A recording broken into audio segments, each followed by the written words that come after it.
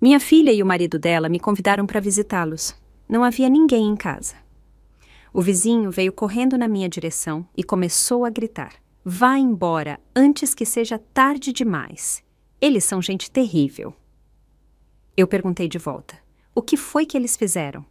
Então, ele revelou uma verdade que me deixou paralisada. Que bom que você está aqui.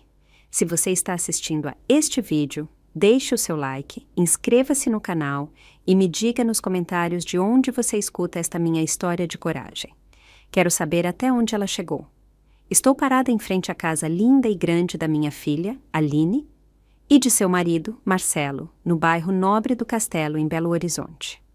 Com uma mão, eu arrasto minha mala velha e pesada, e com a outra, carrego uma cesta cheia das guloseimas favoritas dos meus 2 netinhos. Meu coração transborda de esperança, como uma brisa fresca que sopra depois de tantos anos de distância. Faz tempo demais desde a última vez que abracei minha filha, desde que ouvi as risadas de Isabela e Pedro. Hoje, eu estava certa de que tudo seria diferente. Marcelo, meu genro, havia prometido um jantar para reunir a família. Aquele convite, na voz clara de Aline ao telefone, acendeu em mim a fé em um novo começo. Mas agora, parada em frente à porta de madeira silenciosa, começo a sentir uma inquietação que entra no meu corpo. Toco a campainha uma e depois outra vez. O som ecoa seco, mas ninguém responde. Mudo para a batida na porta. Minha mão trêmula golpeia a madeira maciça. "Aline! Marcelo!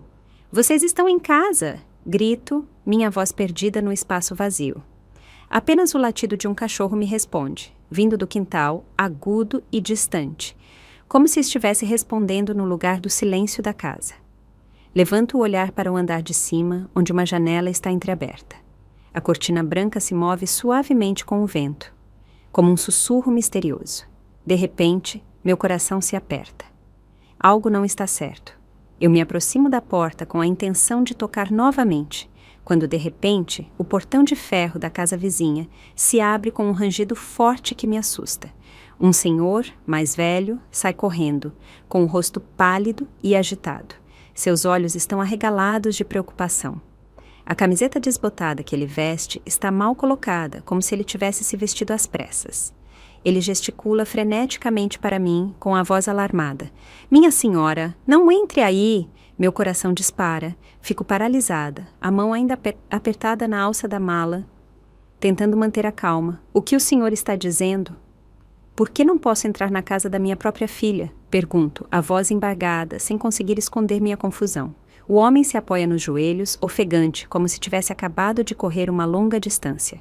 Ele me olha. Seus olhos refletem uma mistura de medo e determinação. "Corra antes que seja tarde demais." Ele diz, a voz cortada mais firme. "Sua filha e seu genro são pessoas horríveis. Se a senhora entrar, talvez nunca consiga sair." Minha cabeça começa a girar.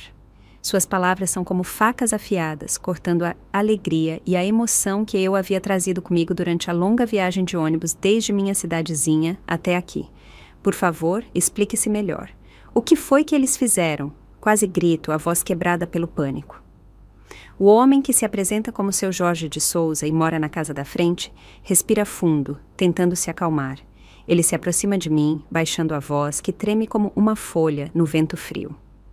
"O pai de Marcelo, o seu Hernani, faleceu há alguns meses, mas não foi morte natural. Fiquei atordoada, meus ouvidos uniam como se alguém tivesse acabado de me dar um golpe na cabeça. "Hernani morreu?" Balbucio, a voz fraca.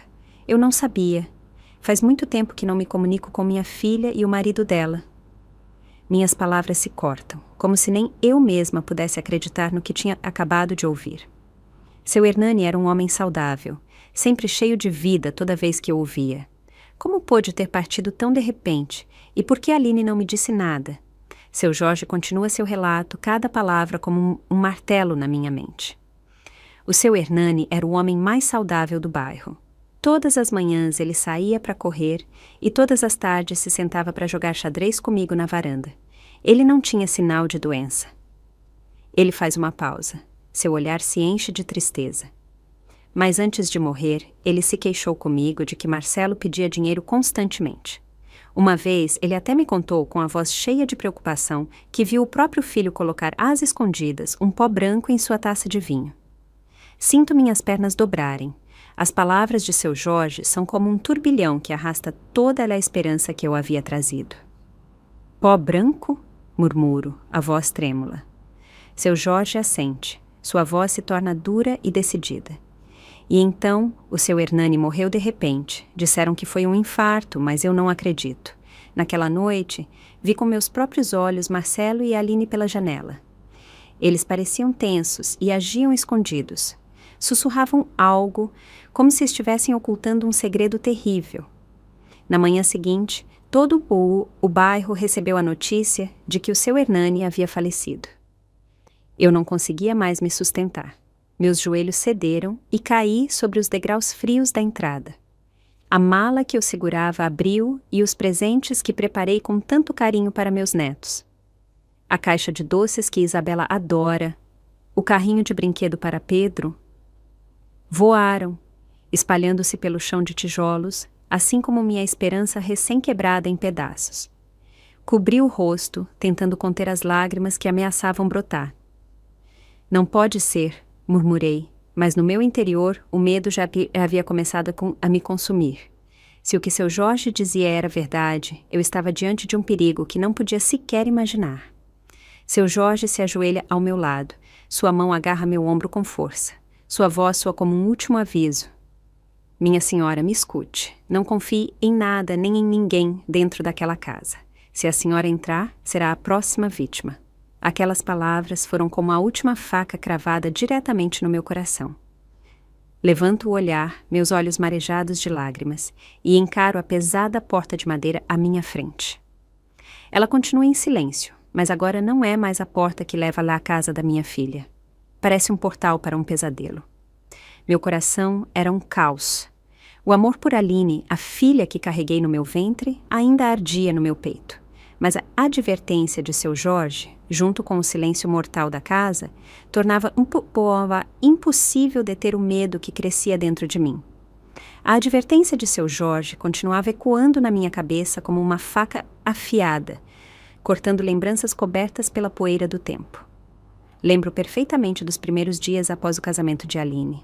Minha menina me ligava toda semana, sua voz clara e cheia de vida. Mãe, hoje preparei a sopa que a senhora gosta, mas Marcelo disse que ficou um pouco salgada. Ela ria ao telefone, como se tudo estivesse bem. Eu também ria, pensando que minha menina vivia feliz com o homem que escolheu. Mas depois, as ligações se tornaram cada vez mais esporádicas. Uma semana, depois 2 e, em seguida, 1 mês inteiro sem notícias. Comecei a me preocupar, mas cada vez que eu ligava, o telefone só tocava e tocava, ou pior, era a voz fria de Marcelo que atendia. Aline está ocupada, ligue mais tarde. E ele desligava sem uma única explicação. Houve uma vez que nunca poderei esquecer. Aline me ligou tarde da noite. Sua voz era um sussurro cortado, como se temesse que alguém a ouvisse. Mãe, Marcelo não quer que eu ligue mais para a senhora. Ele diz que a senhora o menospreza, que não apoia nosso casamento. Senti meu coração encolher. Aline, o que você está dizendo, filha? Eu só quero que você seja feliz. Tentei manter a voz tranquila, mas por dentro era uma tempestade. Ela ficou em silêncio por um momento, e, em seguida, desligou de repente. O tom da linha morta ressoou na noite, deixando-me com uma vaga ansiedade, como se algo estivesse escorregando das minhas mãos novamente. Meses depois, recebi uma ligação de Aline. Desta vez, ela não conseguiu esconder os soluços. Mãe, ele me bateu. Sua voz tremia tão fraca que senti como se alguém estivesse apertando meu coração. Mas se eu o deixar, ele vai abandonar Isabela e Pedro. Eu não posso deixar meus filhos sofrerem, mãe. Desabei na cadeira. As lágrimas escorriam em silêncio. Aline, se você não aguenta mais, venha morar comigo. Eu cuido de você e das crianças. Supliquei, desesperada, mas sabia que não podia fazer nada pelo telefone. Aline apenas respondeu, entre soluços. Não posso, por causa dos meus filhos, mãe. E a ligação terminou de novo, deixando-me na escuridão da minha casinha em Caldas Novas, com uma dor indescritível. Lembro-me da primeira vez que vi Marcelo depois do casamento. Ele apareceu com um terno impecável, mas o aperto de mão que me deu foi estranhamente frio. Seu olhar era afiado como uma faca, sem nenhum vestígio de calor. Não se meta demais na nossa família, ele disse, num tom monótono, mas cheio de aviso. Fiquei paralisada, sem entender o que eu tinha feito para ele me dizer algo assim. A partir daquele momento, quase toda a comunicação com Aline foi cortada. Minhas ligações costumavam ser atendidas por Marcelo, que desligava imediatamente. Certa vez, tentei ligar muito cedo pela manhã, esperando que Aline atendesse, mas só ouvi a voz dele resmungando. Nos deixe em paz. Fiquei sentada com o telefone ainda na orelha, enquanto as lágrimas rolavam pelo meu rosto. Eu era a mãe de Aline e agora me sentia como uma estranha, expulsa da vida da minha própria filha. Durante aqueles anos, vivi desesperada. Todos os dias eu olhava para uma velha foto de família, tirada quando Isabela era apenas um bebê que começava a andar e Pedro ainda não havia nascido. Aline, na foto, sorria radiante. Seus olhos brilhavam de felicidade. Eu abraçava a foto, perguntando-me se minha menina ainda tinha aquele sorriso. Escrevi cartas, enviei presentes, mas nunca recebi resposta. Uma vez, enviei uma caixa de biscoitos caseiros, aqueles que a Aline adorava desde pequena, junto com uma longa carta contando sobre meus dias em Caldas Novas. Mas uma semana depois, o pacote foi devolvido com uma nota rabiscada por fora. Destinatário se recusa a receber. Abracei a caixa de biscoitos e chorei a tarde inteira, sentindo que meu próprio amor também havia sido rejeitado. Pensei em ir a Belo Horizonte, bater na porta da casa deles e trazer minha filha e meus netos de volta. Mas, então, o medo me atingiu. Medo de que, se eu aparecesse, Marcelo tornaria a vida de Aline ainda mais difícil. Medo de piorar as coisas. Eu só podia rezar todas as noites antes de dormir, pedindo a Deus que cuidasse da minha filha e dos meus 2 netos. Mas, no fundo do meu coração, eu sabia que aquelas orações não podiam apagar a dor da minha impotência. Então, em uma manhã, há alguns dias, como um milagre, meu velho telefone tocou.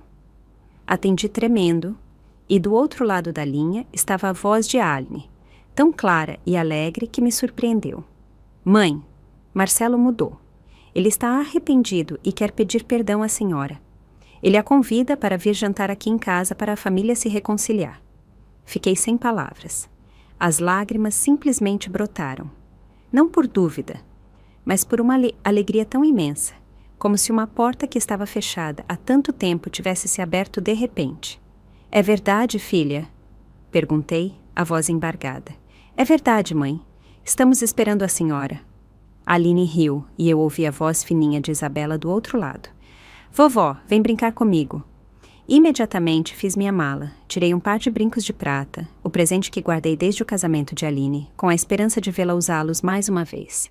Guardei com cuidado a caixa de doces que Isabela adorava e a revistinha de super-herói que Pedro amava quando era pequeno. Minha vizinha, Dona Hilda, me viu tão arrumada e sorriu. Aonde a senhora vai tão contente, Maria Lúcia? Sorri radiante, sentindo-me leve, como se tivessem tirado um grande peso das minhas costas. Meu genro me convidou para a casa dele. Ele quer fazer as pazes. Vou visitar minha filha e meus netos. Peguei o ônibus de longa distância, levando comigo uma mala cheia de amor e de esperança. Durante todo o meu caminho, acariciei a velha foto de família, meus dedos percorrendo o sorriso de Aline e de Isabela e o rostinho redondo de Pedro. Fechei os olhos, imaginando toda a família reunida em volta da mesa, as risadas enchendo a casa quente. Uma crença frágil brotou no meu coração, que todo o sofrimento havia passado, que Marcelo realmente tinha mudado e que eu voltaria a abraçar minha filha. Quando o ônibus chegou a Belo Horizonte, liguei para Aline. Ela me deu as instruções com alegria. Venha direto para casa, mãe. Estamos esperando a senhora aqui. Sorri, sentindo meu coração voltar a bater depois de tantos anos adormecido. Arrastei minha mala pela rua tranquila do bairro Nobre, vendo a linda casa da minha filha aparecer diante dos meus olhos.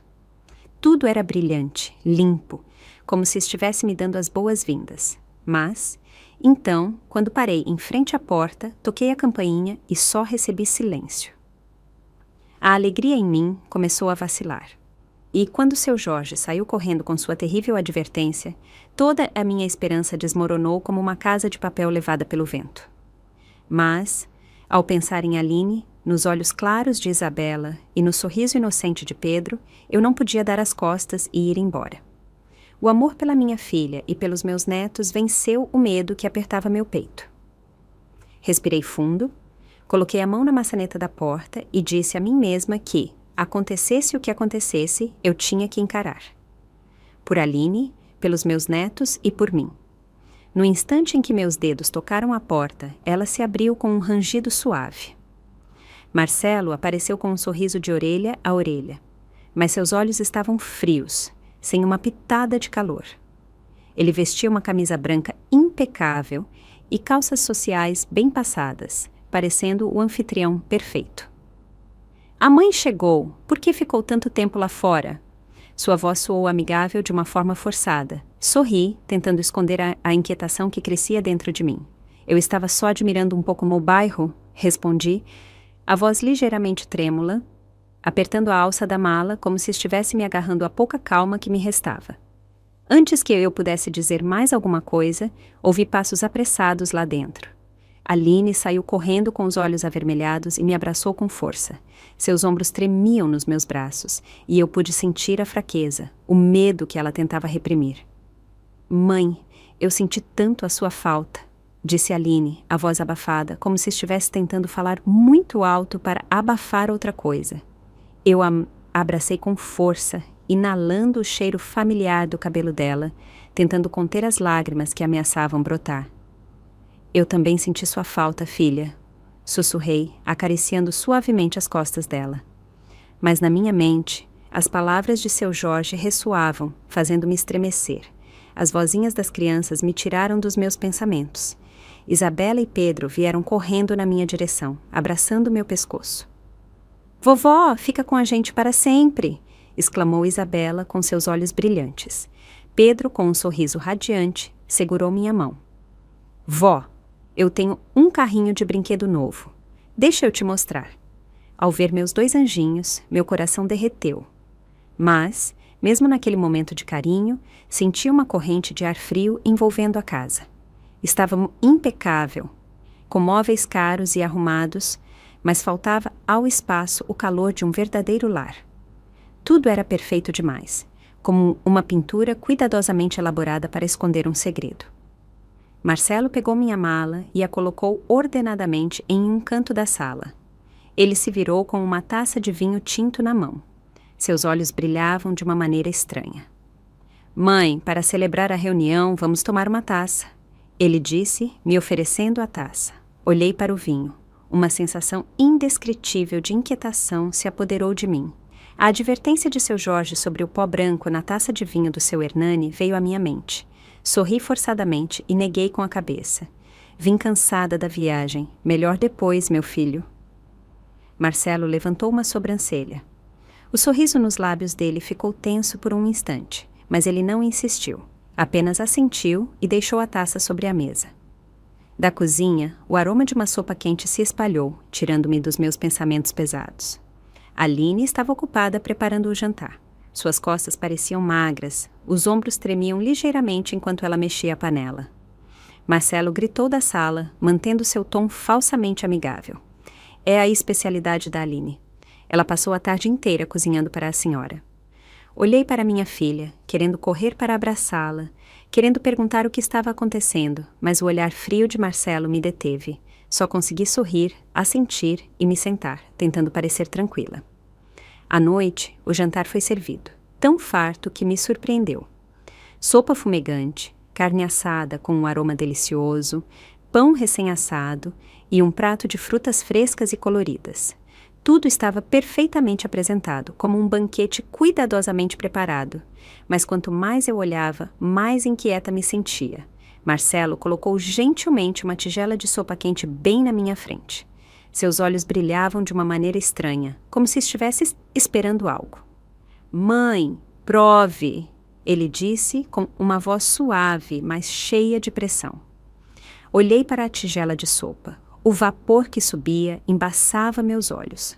As palavras de seu Jorge ressoaram novamente, como um sino de alerta.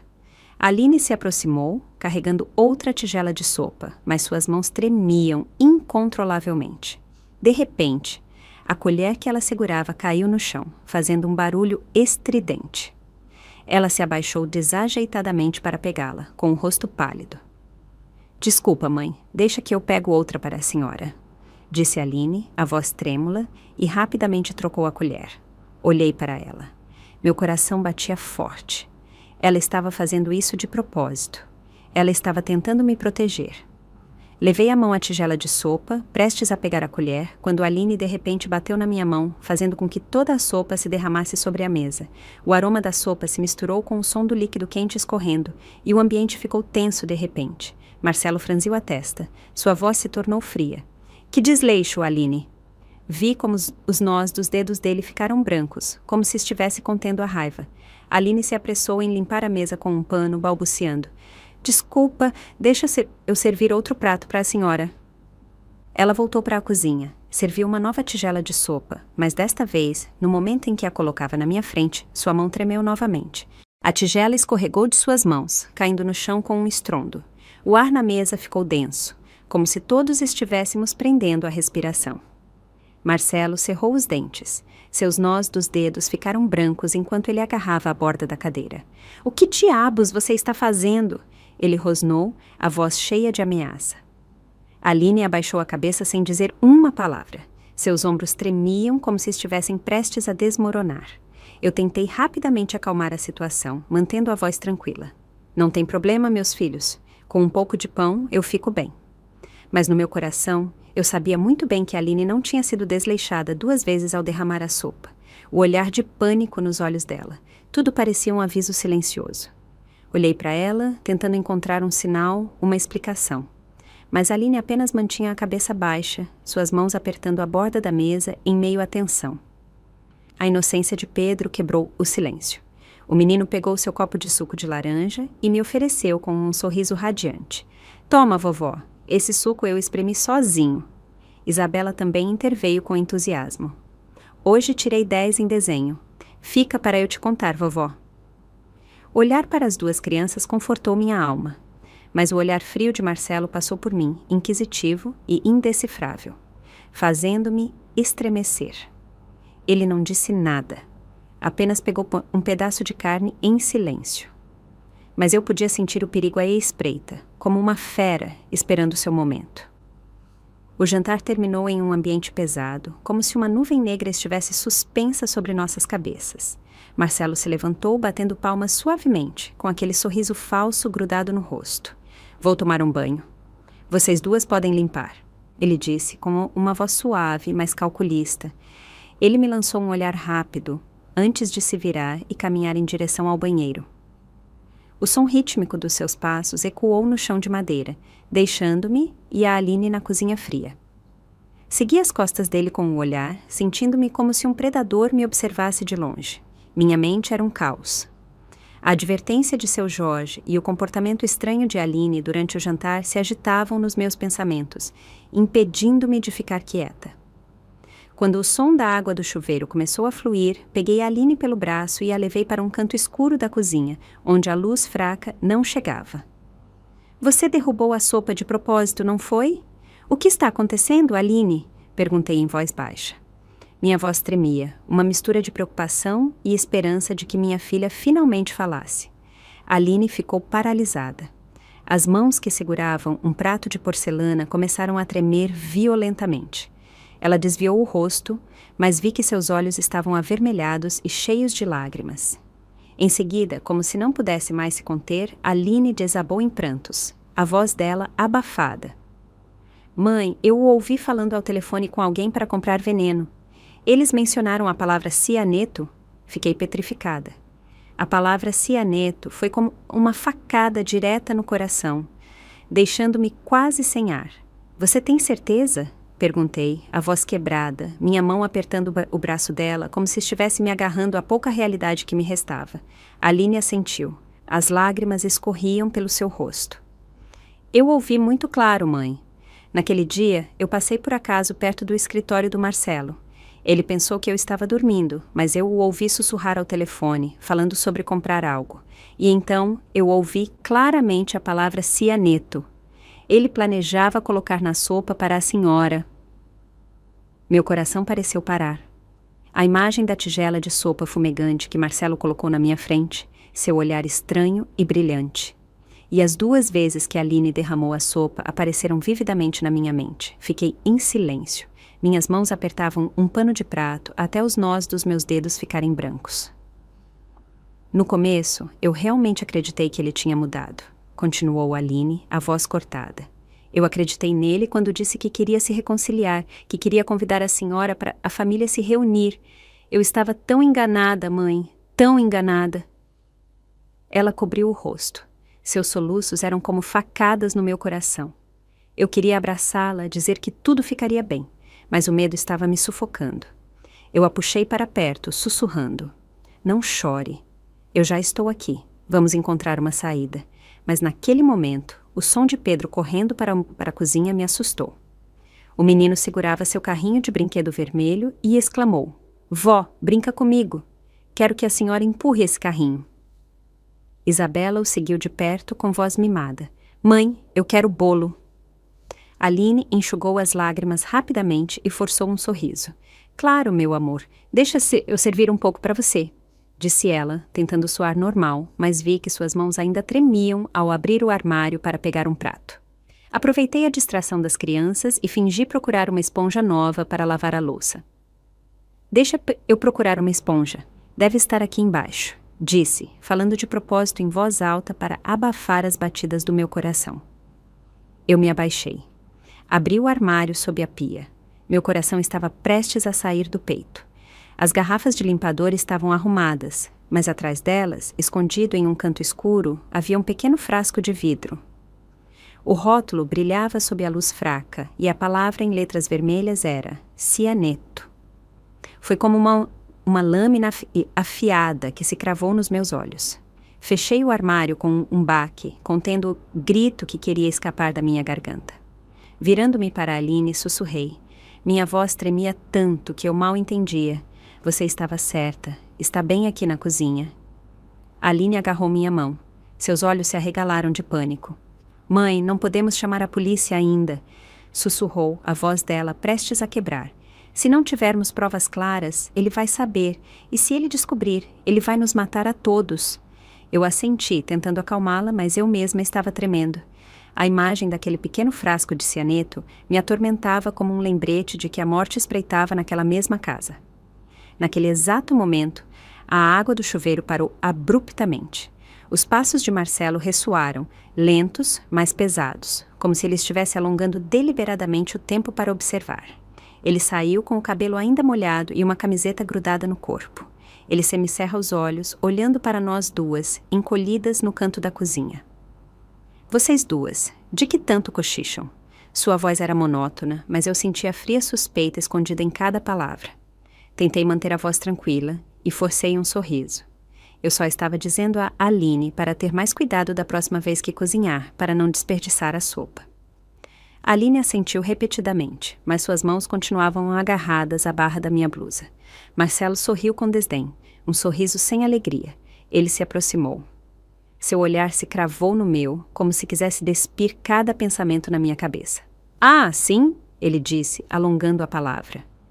E então caminhou lentamente em direção à pia, abrindo a torneira como para lavar as mãos. Mas eu sabia que ele estava checando, investigando. Naquele instante, senti um arrepio na espinha, como se uma rajada de vento gelado tivesse me atravessado.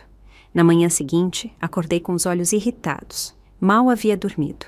Minha mente girava com a imagem do frasco de cianeto sob a pia e a confissão em lágrimas de Aline. Marcelo levantou-se mais cedo do que o habitual. Sua calma era aterrorizante. Ele mesmo preparou o café. O aroma intenso inundou a cozinha. Ele colocou uma xícara na minha frente com um sorriso tão frio quanto o gelo. Tome, mãe. Eu coloquei um pouco de açúcar para ficar mais gostoso. Ele disse, a voz suave, mas seu olhar afiado como uma faca, como se estivesse examinando cada uma das minhas reações. Olhei para a xícara de café. O vapor subia e meu coração batia forte. Haveria algo nela? Ele teria colocado algo, como fez com o próprio pai? Sorri, tentando parecer natural, mas minhas mãos tremiam debaixo da mesa. Obrigada, meu filho, mas estou acostumada a tomar chá pela manhã. O café me tira o sono, respondi, esforçando-me para manter a calma. Marcelo levantou uma sobrancelha. Seu olhar escureceu por um momento, mas ele apenas assentiu, sem insistir. Olhei de relance para Aline, sentada na minha frente, com a cabeça baixa sobre seu prato de pão sob a luz da cozinha. Notei um leve hematoma sob seu olho, como a cicatriz da fúria da noite anterior. Meu coração doeu. Eu sabia que depois de Aline e eu cochicharmos na cozinha, Marcelo havia descarregado sua raiva nela. Talvez estivesse furioso porque seu plano tinha sido arruinado pelas 2 vezes em que Aline derramou a sopa. Eu queria correr para abraçá-la, perguntar o que ele tinha feito, mas o olhar temeroso de Aline parecia suplicar-me para não fazer nada precipitado. Só pude apertar os punhos debaixo da mesa, contendo a raiva e a dor que me invadiam. Isabela, com a inocência de uma criança, quebrou a atmosfera sufocante. Ela correu para mim, segurando seu caderno de desenho. Olha, vovó, eu desenhei todos nós. Sua voz era alegre. Seus olhos brilhavam. Eu me inclinei para ver o desenho, e meu coração se encolheu. Minha imagem, a de Aline e a de Pedro, estavam desenhadas com cores vivas, mas Marcelo, a figura dele, estava pintada em um preto intenso, como um fantasma no meio da cena colorida. Estremeci, sem saber se a menina havia feito isso de propósito ou sem querer. Está muito bonito, meu amor, eu disse, forçando um sorriso, mas não conseguia desviar o olhar daquele desenho. Isabela, por acaso, sentia algo sobre o pai dela? Enquanto isso, Pedro corria pela casa e seu carrinho de brinquedo vermelho bateu na perna de Marcelo. Ele resmungou. Seu rosto se obscureceu. Olhe por onde anda. O grito assustou Pedro, que rapidamente se refugiou nos meus braços com seus olhos redondos cheios de medo. Abracei Pedro com força, acariciando o cabelo dele e sussurrando. Não tem nada, meu menino. A vovó está aqui. Mas por dentro, eu sentia como se tivesse uma faca no pescoço. Cada ação, cada palavra de Marcelo era como um aviso de que ele estava observando, de que não deixava passar nenhum detalhe. Na hora do almoço, Marcelo continuou com sua atuação de homem atencioso. Colocou um pedaço de carne assada no meu prato. Sua voz suave, mas cheia de pressão. Este prato foi preparado por Aline especialmente para a senhora. Tem que provar. Olhei para a carne. Seu aroma era delicioso, mas me embrulhava o estômago. O frasco de cianeto sob a pia apareceu na minha mente como um fantasma que eu não conseguia afastar. Esfreguei o estômago e sorri forçadamente. Comi muito de manhã, ainda me sinto cheia, eu como mais tarde. Marcelo me encarou. Seus olhos pareciam querer atravessar minha alma. Depois de um momento, ele largou os talheres a contragosto. Mas vi Aline soltar um suspiro de alívio disfarçadamente, suas mãos apertando a borda da mesa para manter a compostura. À tarde, para escapar do ambiente opressivo da casa, levei Pedro para o quintal para brincar. O menino ria, empurrando seu carrinho de brinquedo pelo caminho de pedras. Eu me sentei em um banco, observando-o, tentando encontrar consolo no sorriso do meu neto. Mas meu coração continuava pesado. De repente, seu Jorge apareceu, caminhando junto à cerca. Ele me cumprimentou com a mão, seu olhar cheio de preocupação. Boa tarde, Dona Maria Lúcia. Que dia bonito, não é?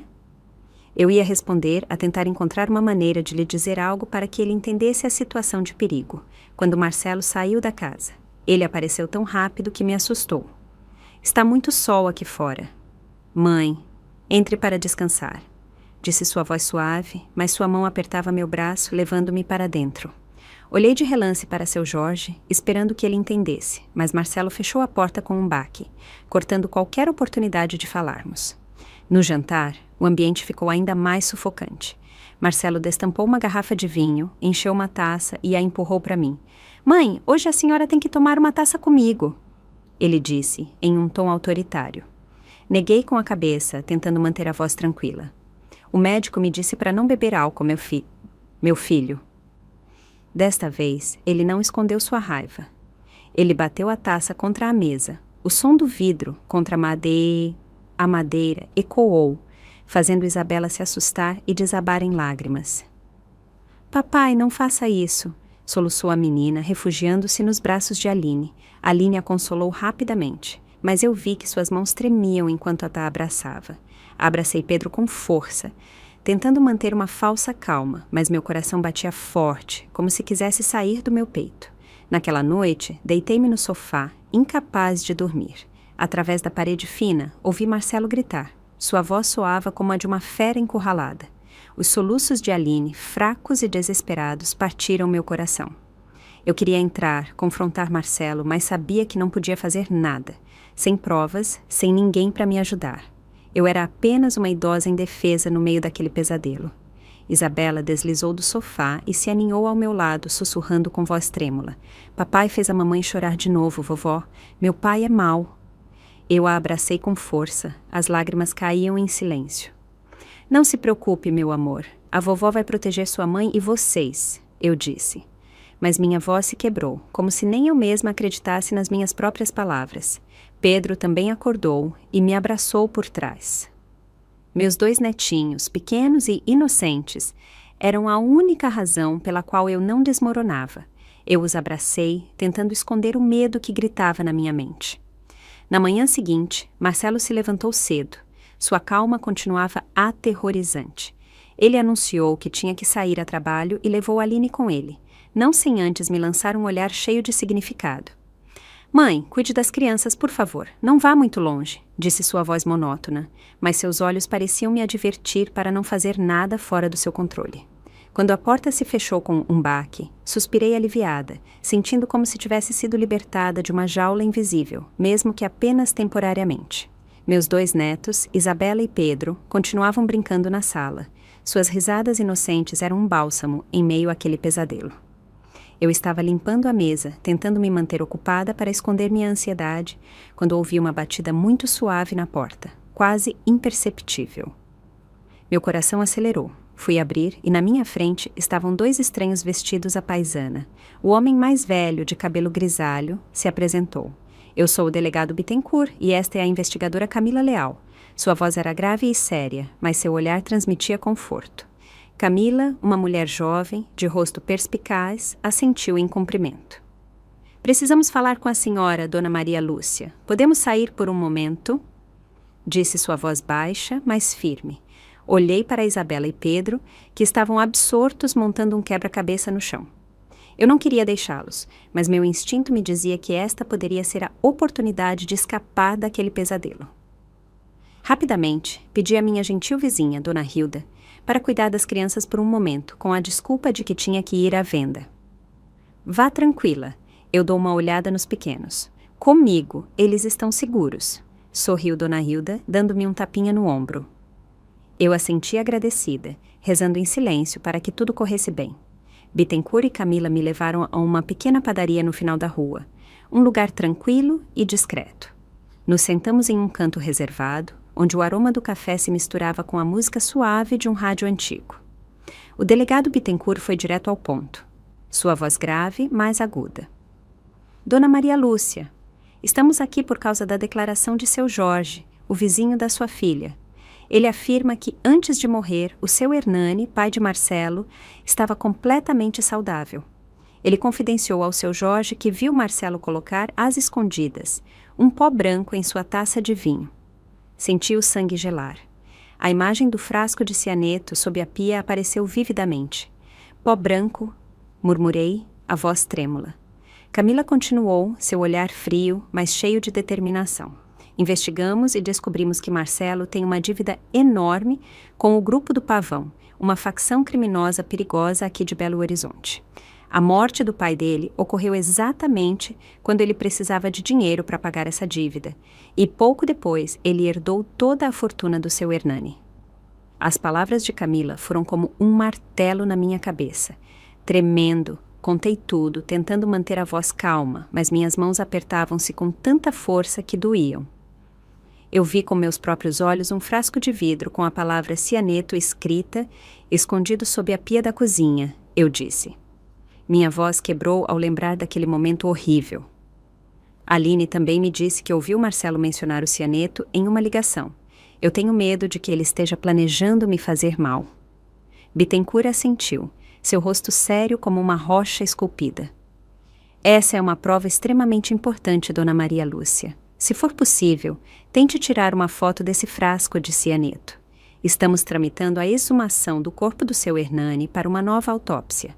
Se encontrarmos vestígios de veneno, teremos base suficiente para prender Marcelo.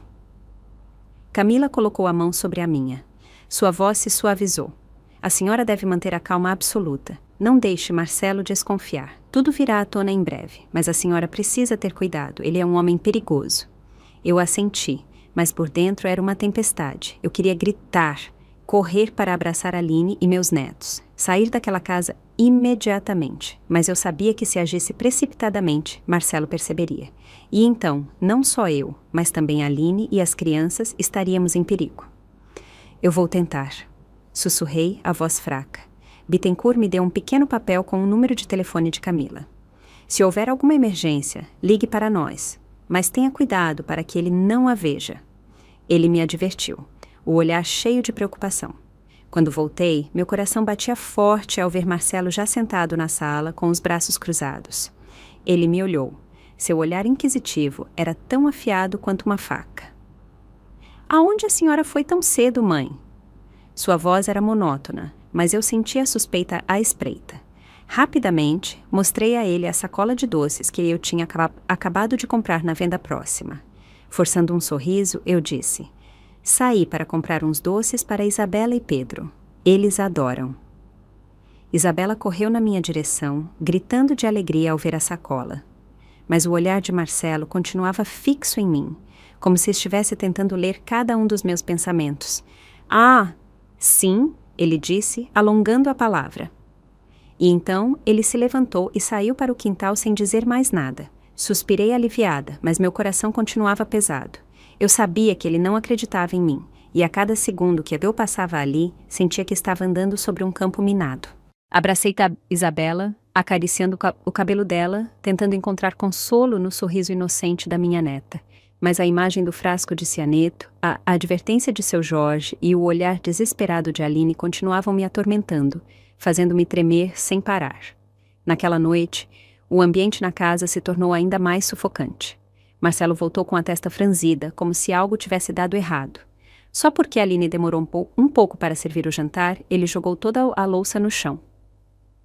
Os pedaços de cerâmica quebrada voaram para todos os lados. O estrondo soou como uma ameaça.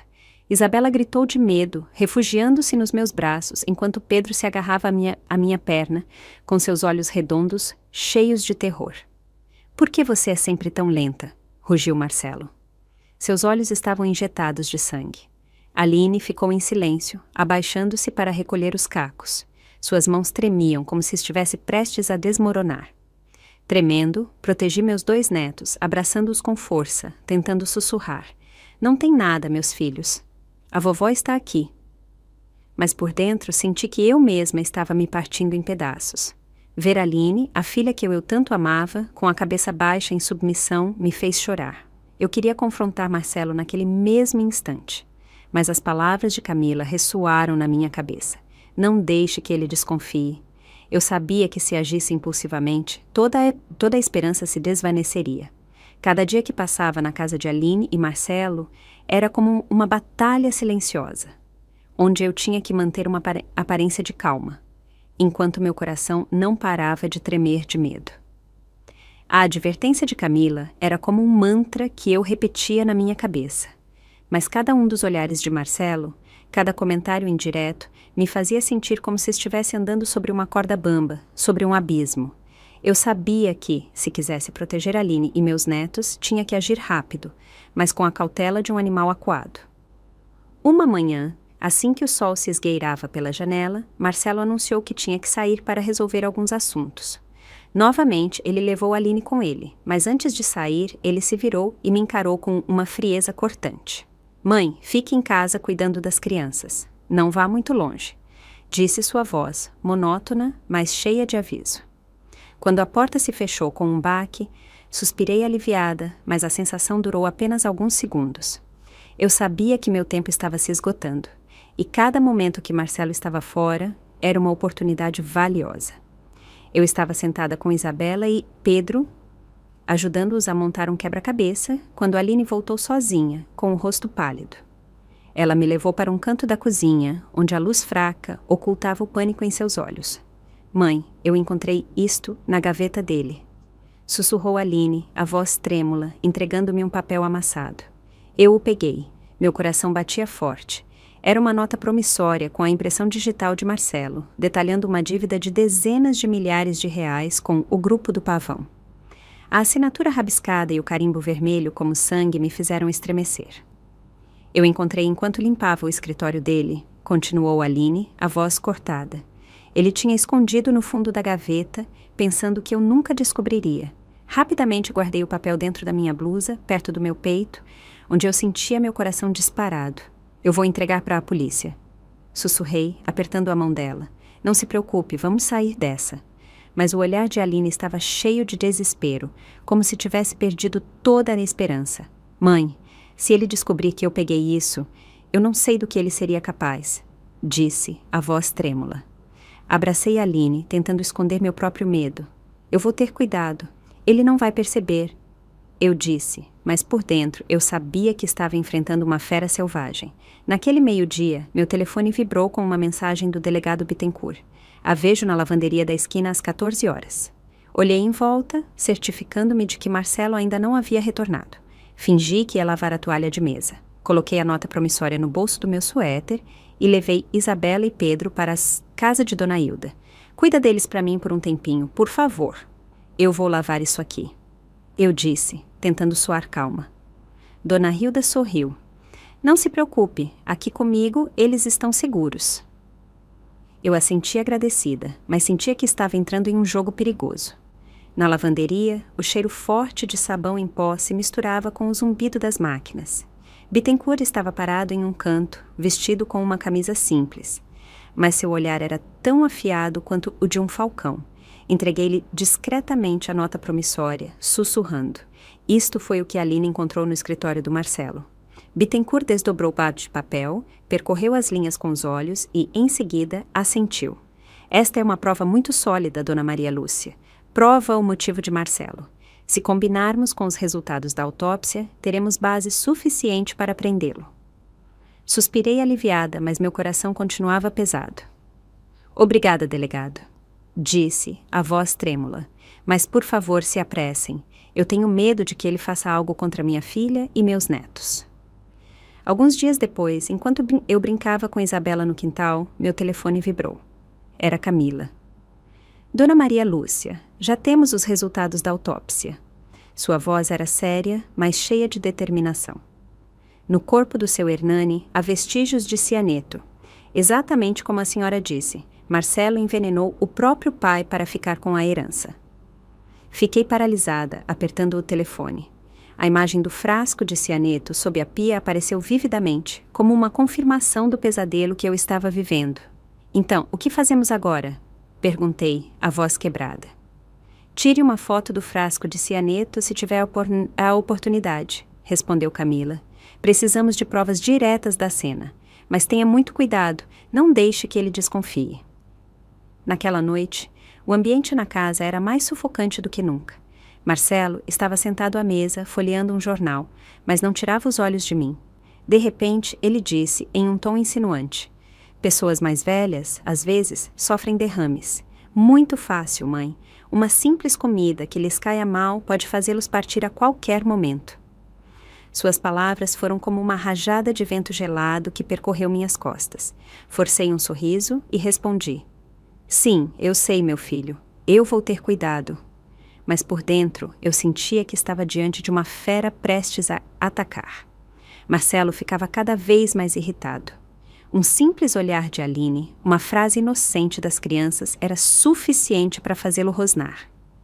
Isabela e Pedro viviam assustados, sempre grudados em mim.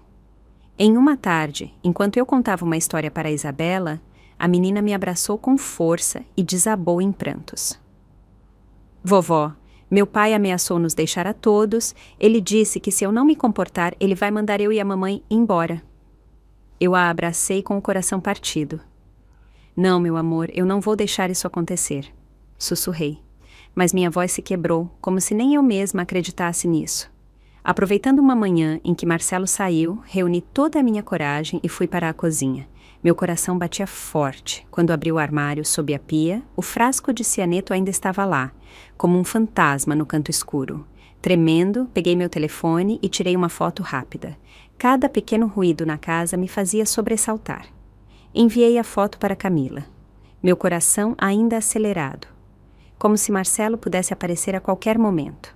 Recebido, respondeu a mensagem de Camila, junto com um aviso. A senhora fez muito bem. Mantenha-se segura. Estamos prestes a agir. Os dias seguintes na casa de Aline e Marcelo foram como um pesadelo interminável, onde cada momento era cheio de tensão e medo. Depois da minha reunião secreta com o delegado Bittencourt e Camila, eu sabia que a polícia tinha provas suficientes para prender Marcelo. A nota promissória, os resultados da autópsia do seu Hernani e a foto do frasco de cianeto que tirei tremendo. Eles disseram que estavam apenas esperando o momento certo para agir.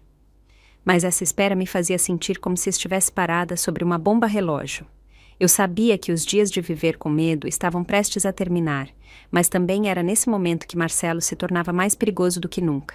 Ele era como uma fera encurralada, pronta para atacar qualquer um que cruzasse seu caminho. Toda manhã, Marcelo aparecia com uma calma aterrorizante. Naquele dia, ele colocou um copo de suco de laranja na minha frente, com aquele sorriso falso grudado no rosto. Tome, mãe, para a senhora ganhar forças, disse sua voz suave, mas seu olhar frio, como se estivesse examinando cada uma das minhas reações. Olhei para o copo. As gotas de água no vidro brilhavam sob a luz, mas na minha mente, a imagem do frasco de cianeto sob a pia apareceu vividamente. Obrigada, meu filho, mas acabei de tomar chá. Estou muito cheia, respondi, tentando manter a voz tranquila, embora minhas mãos tremessem debaixo da mesa. Marcelo levantou uma sobrancelha. Seu olhar escureceu por um momento, mas ele não insistiu mais. Apenas assentiu e saiu. Mas eu sabia que ele desconfiava, e a cada vez que eu recusava, a suspeita dele crescia. Ao meio-dia, ele continuou com sua atuação de homem atencioso. Serviu-me um prato de ensopado. O aroma da carne e dos legumes se espalhava, mas para mim cheirava a perigo. Se a senhora não comer, vai desprezar sua filha e eu, disse ele, o tom no meio do caminho entre a brincadeira e a seriedade, mas seu olhar parecia querer atravessar minha alma. Olhei para o prato, meu coração batia forte. Aline, sentada à minha frente, mantinha a cabeça baixa, suas mãos apertando a borda da mesa. Eu sabia que ela tinha medo, que estava tentando me proteger. Eu estou um pouco cansada. Eu como mais tarde, eu disse, fingindo esfregar o estômago e forçando um sorriso. Marcelo me encarou. Em seguida, largou a colher lentamente, mas vi que seus nós dos dedos ficaram brancos, como se estivesse contendo a raiva. Aline procurava formas silenciosas de me ajudar. Certa vez, quando Marcelo colocou um pedaço de carne no meu prato, ela derramou rapidamente um copo de água que se espalhou por toda a mesa. Ai, desculpa! Deixa eu limpar, disse Aline apressadamente, correndo para pegar um pano, mas seu olhar para mim estava cheio de preocupação. Marcelo rosnou. Com o jeito desastrado que você é, vai deixar sua mãe morrer de fome? Aline abaixou a cabeça sem responder, mas vi que seus ombros tremiam. Eu queria abraçá-la, gritar para Marcelo que eu sabia de todo o seu plano, mas lembrei das palavras de Camila. Não deixe que ele desconfie. Só pude apertar os punhos debaixo da mesa, contendo a dor e a impotência. Em meio àquela atmosfera sufocante, seu Jorge se tornou um raro raio de luz. Ele batia na porta com frequência, com desculpas como: vou passar para dar um alô, ficar sozinho em casa é muito chato. Ele trazia uma cesta de frutas ou, às vezes, apenas uma história sobre o tempo, mas a presença dele me fazia sentir mais segura, mesmo que fosse só um pouco. Marcelo se incomodava visivelmente. Seu olhar fulminava seu Jorge toda vez que ele aparecia, mas ele não podia expulsar um vizinho mais velho sem levantar suspeitas. Certa vez, enquanto seu Jorge contava uma história sobre o bairro, ele piscou para mim discretamente, como se quisesse me dizer que continuava vigiando, que estava nos protegendo. Cuide-se muito, Dona Maria Lúcia, ele disse, em um tom cheio de significado. Eu assenti, agradecendo-lhe em silêncio. Ele era como um escudo frágil, nos protegendo. Enquanto isso, recebi uma mensagem de Camila, confirmando que a polícia estava fechando o cerco em torno de Marcelo.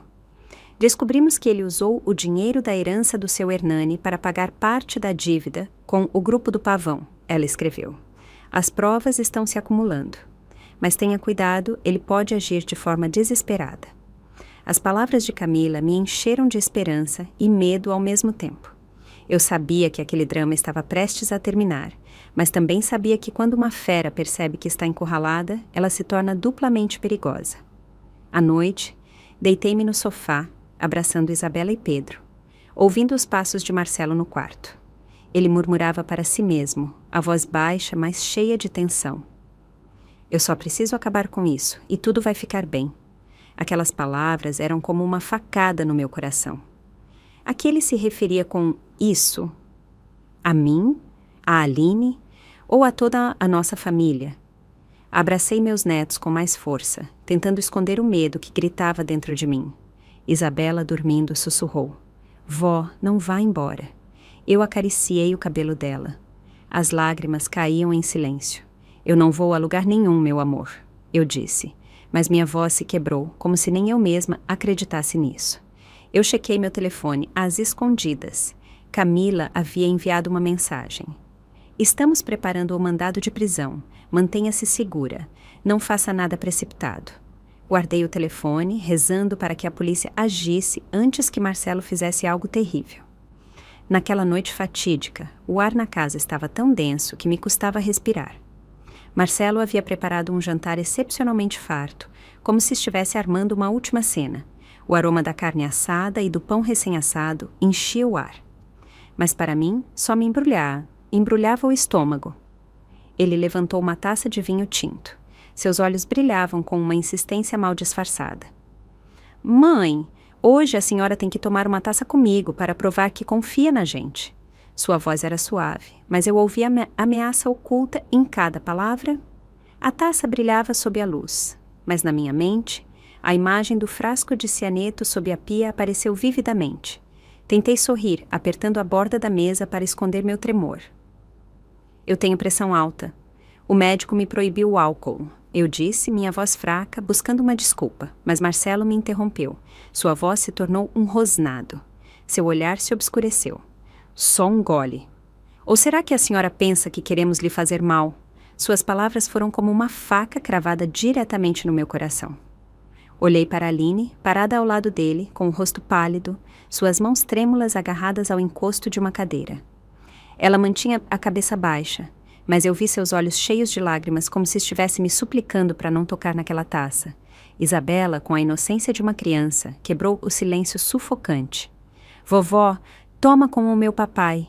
Sua voz era cantada, mas seu olhar estava cheio de preocupação, como se ela sentisse que algo estava errado.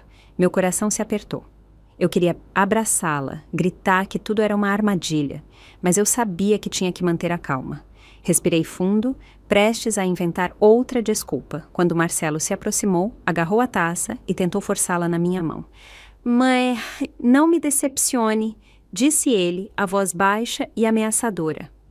Naquele exato momento, quando a taça estava a centímetros da minha mão, a porta da frente se abriu com um estrondo. Polícia! Ninguém se mexa! A voz do delegado Bittencourt ressoou firme e poderosa. Uma equipe de agentes da Polícia Civil invadiu o local, apontando suas armas e lanternas diretamente para Marcelo. A taça caiu de suas mãos, quebrando-se no chão.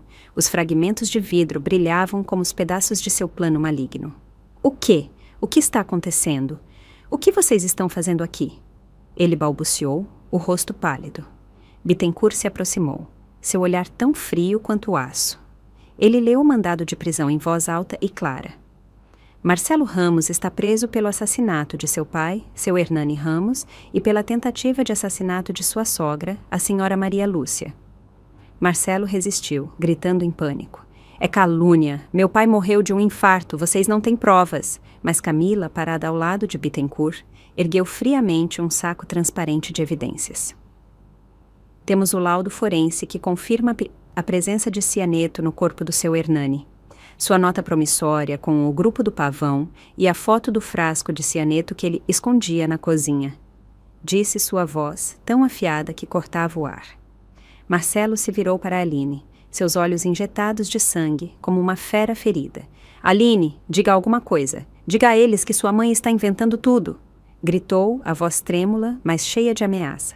Olhei para Aline, rezando para que ela tivesse a força de confrontá-lo. E então ela se endireitou. Suas mãos já não tremiam. Não, disse Aline, a voz trêmula, mas firme. Eu vou testemunhar contra você. Você matou seu pai e tentou matar minha mãe. Suas palavras foram como o golpe final, cravado diretamente no coração de Marcelo. Ele ficou atônito. Seu rosto se contorceu em desespero. O choro de Isabela e Pedro explodiu, ecoando no cômodo caótico. Abracei meus 2 netos com força, sussurrando. Não tem nada, meus filhos. A vovó está aqui. Isabela se aconchegou em mim. As lágrimas escorriam pelo seu rosto. Vó, é verdade que levaram meu pai? Perguntou, a voz cortada. Eu acariciei o cabelo dela, contendo minhas próprias lágrimas. Sim, meu amor, mas agora tudo vai ficar bem. Pedro abraçou minha perna. Seus olhos redondos, cheios de medo, mas senti um alívio no coração do menino, como se ele também soubesse que o pesadelo tinha acabado. Marcelo foi algemado. 2 oficiais o seguraram firmemente e o levaram para fora. Ele continuava olhando para trás, seus olhos cheios de ódio, fixos em Aline e em mim. Vocês vão me pagar! Gritou, mas sua voz foi se apagando enquanto o arrastavam para fora da casa.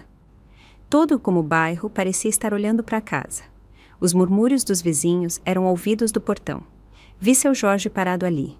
Seu olhar era suave, mas firme. Ele assentiu levemente para mim, como se quisesse dizer: Minha senhora, tudo acabou. Eu sorri, meu coração cheio de gratidão.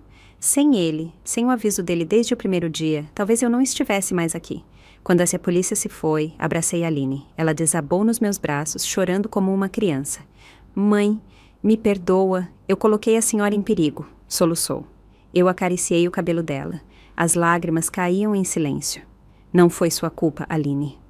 Eu só estou feliz que você e as crianças estão a salvo. Eu a abracei com força, sentindo o calor dela, algo que pensei que nunca mais sentiria.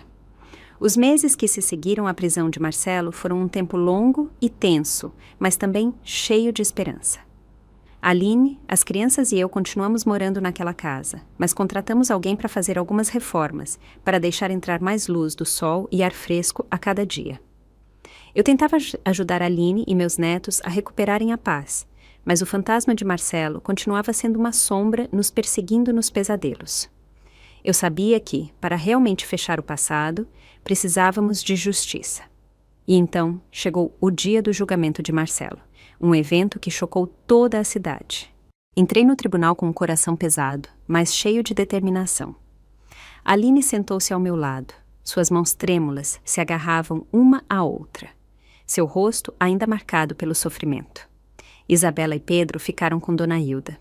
Eu não queria que meus netos testemunhassem aquilo. Seu Jorge também estava lá. Seu olhar firme como um velho soldado pronto para lutar até o fim. Éramos as testemunhas que carregavam sobre os ombros a responsabilidade de trazer a verdade à luz. O promotor começou com uma voz de aço, apresentando uma por uma as provas irrefutáveis.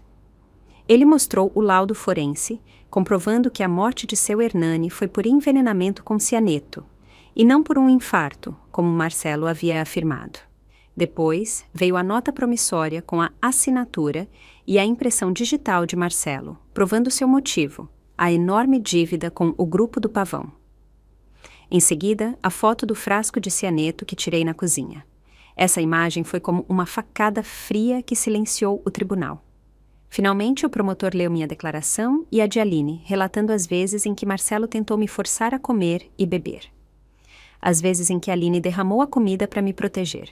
E as ligações aterrorizantes que minha filha havia escutado. O advogado de Marcelo, um homem alto e magro, com uma voz melosa, tentou defender o indefensável. Meu cliente é inocente, ele exclamou. A senhora Maria Lúcia, sua sogra, sofre de delírios devido à idade avançada. E a senhorita Aline, infeliz em seu casamento, inventou esta história para prejudicar seu marido. Suas palavras foram como uma punhalada no meu coração. Olhei para Aline e vi que ela abaixava a cabeça. Suas mãos apertadas até ficarem brancas. Mas eu não podia permitir que aquelas mentiras vencessem. Eu me levantei, respirei fundo e minha voz firme ressoou no tribunal silencioso. Eu sei perfeitamente o que eu vi. Meu próprio genro preparou a sopa e a taça de vinho envenenadas. Eu vi o frasco de cianeto na cozinha e ouvi as ameaças dele. Eu não estou louca e não permitirei que a verdade seja distorcida. Minhas palavras quebraram o silêncio, causando um murmúrio no tribunal. Olhei para seu Jorge. Ele assentiu levemente, como se estivesse me encorajando. Chegou a vez de Aline. Ela se levantou. Suas mãos ainda tremiam, mas sua voz era decidida.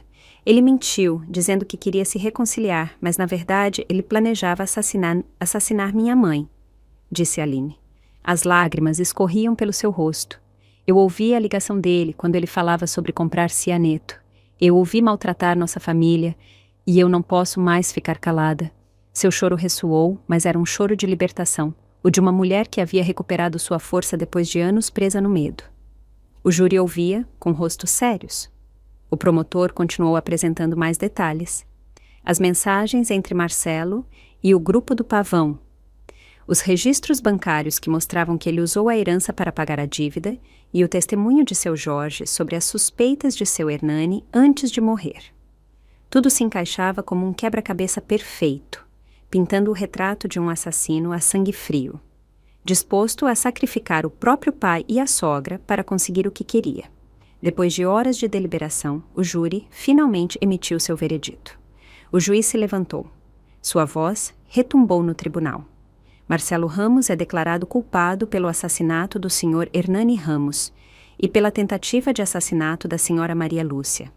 Dada a natureza excepcionalmente grave dos seus crimes, o senhor representa um perigo para a sociedade. O tribunal o sentencia à prisão perpétua, sem possibilidade de liberdade condicional. O som do martelo batendo na mesa ecoou, como o ponto final no pesadelo que havia atormentado nossa família. Marcelo desabou na sua cadeira. Seu rosto estava desfigurado, seus olhos injetados de sangue, fixos em Aline e em mim. Ele não disse nada, mas aquele olhar estava cheio de ódio, como se quisesse nos devorar. Eu segurei a mão de Aline. Senti como ela tremia, mas também vi uma nova força nela.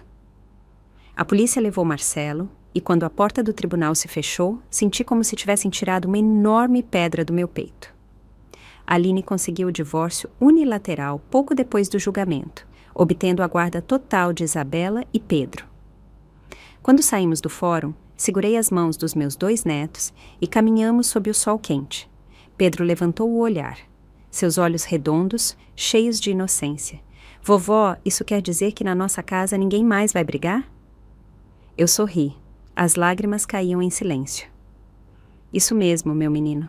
De agora em diante, só vamos viver em paz. Eu disse, acariciando o cabelo dele. Meu coração cheio de esperança. Em uma tarde, várias semanas depois, eu estava sentada no pequeno jardim do quintal, vendo Aline estender a roupa sob o sol dourado. Ela sorria. Um sorriso suave, mas genuíno, algo que eu não via há muito tempo.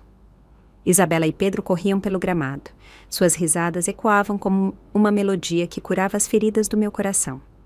Seu Jorge se aproximou, trazendo uma cesta de mangas recém-colhidas, com um sorriso gentil no rosto. Para as crianças comerem, disse ele, deixando a cesta ao meu lado. Obrigada, seu Jorge, respondi, a voz embargada. Sem o senhor, eu não sei o que teria sido de nós. Ele balançou a cabeça. Seu olhar era terno. A senhora é mais forte do que pensa, dona Maria Lúcia. Sua família merece ser feliz. Ele se virou para regar as plantas do quintal dele. Mas eu sabia que ele sempre seria o vizinho, o amigo em quem poderíamos confiar. Ao observar aquela cena pacífica, eu soube que o pesadelo realmente havia terminado. Nossa pequena casa, embora simples, agora estava cheia de amor e esperança. Aline começou a trabalhar em uma floricultura próxima. Suas mãos arrumavam habilmente cada buquê, como se estivesse reconstruindo as peças da sua própria vida. Isabela voltou para a escola. Seus desenhos agora cheios de cores brilhantes, sem os traços escuros do passado. Pedro, com seu sorriso radiante, frequentemente corria para me abraçar, contando-me sobre os novos carrinhos de brinquedo que ele mesmo fazia todas as noites.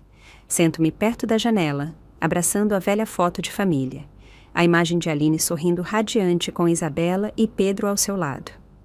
Já não é uma lembrança distante. É um lembrete de que, não importa quão aterrorizante seja a escuridão, o amor e a fortaleza sempre nos guiarão para a luz. Sussurro uma oração, agradecendo a Deus por nos dar a chance de recomeçar. Daqui, nesta casinha cheia de risadas, minha família construirá um novo futuro onde não haverá mais medo, apenas amor e paz. Cheguei ao fim desta história e destas experiências dolorosas. Entendo que a maior lição que aprendi é esta. O amor e a coragem são as armas mais poderosas para superar a escuridão.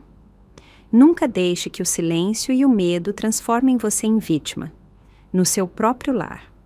Confie no seu instinto. Ouça os menores sinais, porque às vezes eles são o salva-vidas de que você precisa. E acima de tudo, a justiça pode demorar, mas ela sempre chega, desde que não renunciemos à fé e à determinação de proteger aqueles que amamos. A história que você acabou de ouvir foi modificada em nomes e locais para proteger a identidade das pessoas envolvidas.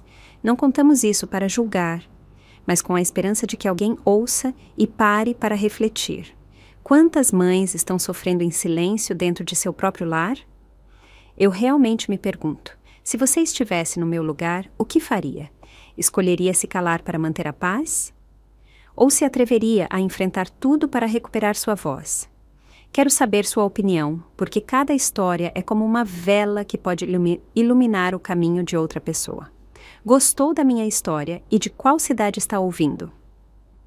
Vamos nos encontrar nos comentários. Se você gostou da história, pode me apoiar enviando um super thanks para que eu possa continuar trazendo mais histórias como essa. Já te agradeço muito pelo apoio. Estou esperando seus comentários sobre a história. No vídeo, você pode ver 2 novas histórias de vida que eu recomendo de coração. Tem muito mais no meu canal, não esquece de se inscrever. Até a próxima história de vida, com carinho e respeito.